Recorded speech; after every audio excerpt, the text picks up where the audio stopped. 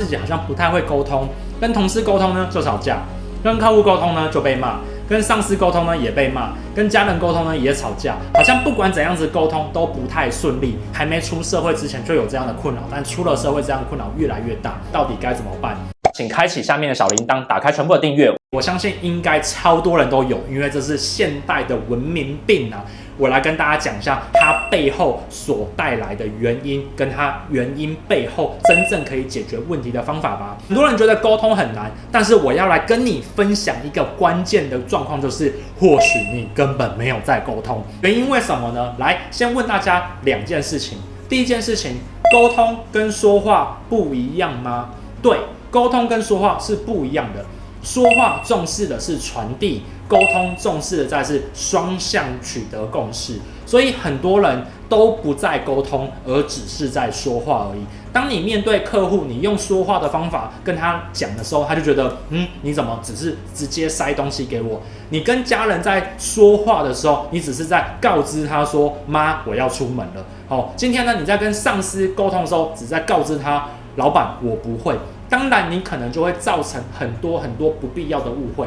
所谓的沟通，重视的在情感的双向取得共识，而说话呢，重视的在于讯息有效的传达出去。所以很多人认知的沟通，其实都只是在做单向的传达跟陈述而已。难怪会造成沟通不顺利。那沟通顺利有怎样子的征兆呢？首先就是两边会有节奏性的一起谈起来。沟通呢是双向的事情，所以呢你要在乎对方的感受，你也要看对方的回应。如果今天你在沟通的过程当中，你发现到都是你在讲，那其实已经进入到了单向的传递的讲话，而非双向的取得共识。所以你的关键重点在于你能不能用他的角度来讲出他想听的话。所以呢，我最常讲的一句话就是最高竿的沟通就是讲出对方心里想的话。所以你必须要试着去学习换位思考，去讲出大家这个时候我们的共识，这才是沟通。所以再 echo 回来一下，沟通重视的是双向的感受的互相依赖，这是一个很重要的事情。好，那我们刚才讲到第二个问题是什么呢？来，很多人认为只要够熟了就不用沟通吗？不对的。这也会造成明显的错误。很多人会认为说，因为我跟他共事了很久，或者是他是我的父母，或是他是我好久的朋友，所以我们沟通是不需要讲得很细的，这是不对的。当你们开始在做事情的过程当中呢，沟通是需要降维去说明，而且要取得一致的语言的。为什么呢？因为沟通常常就会那个这个哪个等等之类的状况之下面呢，导致互相误解。当双方感觉好像都彼此知道的时候呢，其实背后是真正的都不太清楚的。那这个就会造成很严重的一个误会。所以很多时候上司他可能会问你说，来，这个你懂了吗？然后你就跟他讲说，这个我懂了，但请问一下，这个是哪个？或许他心中的这个是指那一个，然后呢，他心中的这个是指那一个，你们两个都是不一样的两件事情，就导致产生出错误的结果出来。所以呢，你因为 A 做了 A 出来，然后呢，主管其实在讲 B， 那 B 心里想的你会得到一个 B 出来，所以呢，当你拿 A 跟他的 B 去对照的时候，他就觉得哇，很生气，很爆炸。所以沟通他重视的是双向的。所以如果今天你越熟悉的人，反而是越要花你的功夫去做有效简单化的一个沟通哦。所以一开始我讲到了沟通跟说话是不一样的，所以有没有可能你这一辈子其实都只是在说话呢，而不是在沟通？那如果是这样的话呢，你现在要学的就是一个简单的沟通术。毕竟说话是一种传递，沟通呢是双向的一个感受，这很重要。第二呢，就是如果你在沟通的过程当中你没有一致的精准语言的话呢，其实会产生大量的误会，尤其是越熟的人。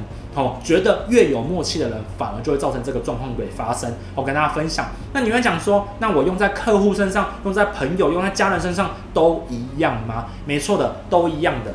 大家有没有发现到，越容易吵架的反而是越熟悉的人？原因就是因为呢，你用话呢就越不精准，你认为他都应该要懂你，来跟大家分享一下，这个世界上面没有人可以当你肚子里的蛔虫，也一样的，没有人可以当他肚子里的蛔虫。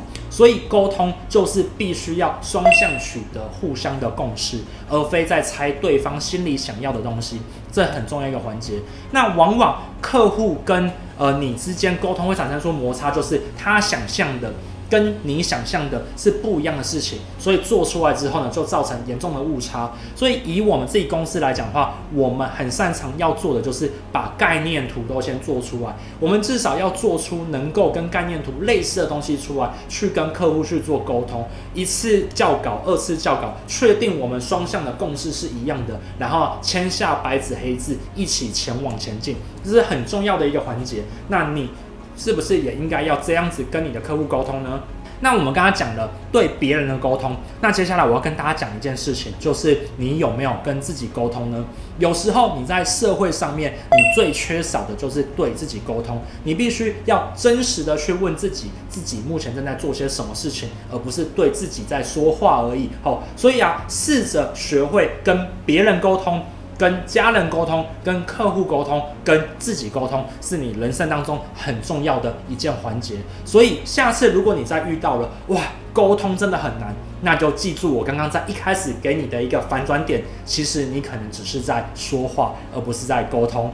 好，所以今天你听完了，接下来就开始去行动吧。下次你在沟通之前，先问一下自己，到底有没有换位思考，到底自己现在是在说话还是在沟通。那希望今天的影片对你有所帮助。我是马克凡，我想跟你分享这一切东西呢，其实我都写在我的自己的书里面《关键思维》当中，你可以来看看书，希望对你会有帮助。那今天呢，影片呢就介绍到这边。我的影片呢会在礼拜一跟礼拜四的晚上的9点呢进行一些更新。我们下次见，拜拜。